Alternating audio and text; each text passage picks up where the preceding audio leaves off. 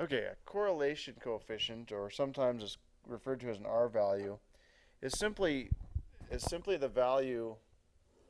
So let's say, let me kind of explain in other words. Let's say we had an XY plane here, and we'll just deal with the positive XY.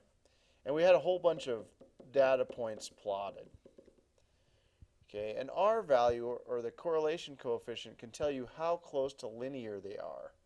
If all your points, say, lined up in a straight line with a positive slope, your R value would be 1. If all your points lined up perfectly um, in a negative slope, your R value would be -1. Unfortunately, in the real world, this is kind of what your data looks like.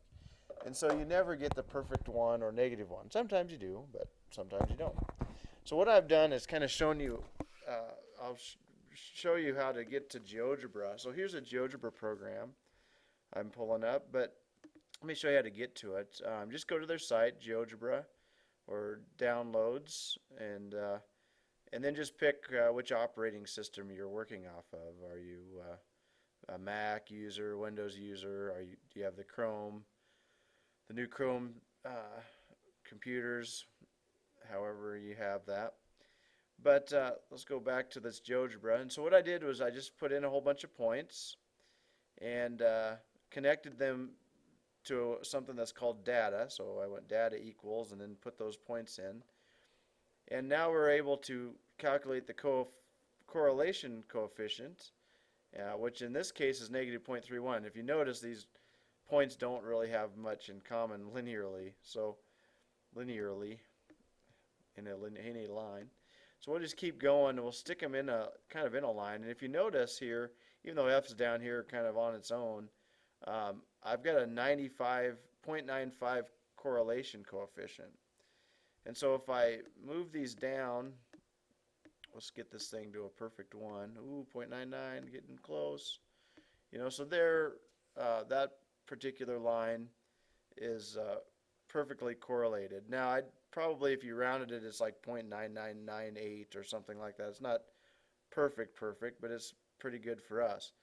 Now, if you notice, here's my line. I'll stick that in there. Might take just a second for it to appear. There it is. And if you notice, it has 0.88 as a slope, if you remember y equals mx plus b. So that's a positive slope. So now if I change that, let's hide it for a second. So let's move my points. Well, let's move my points so that they're just all scattered about, and it really is hard to determine any correlation. So if you notice, that's a -0.14 correlation. That's almost zero correlation. You know, I can probably move this thing to get zero correlation. It's getting close.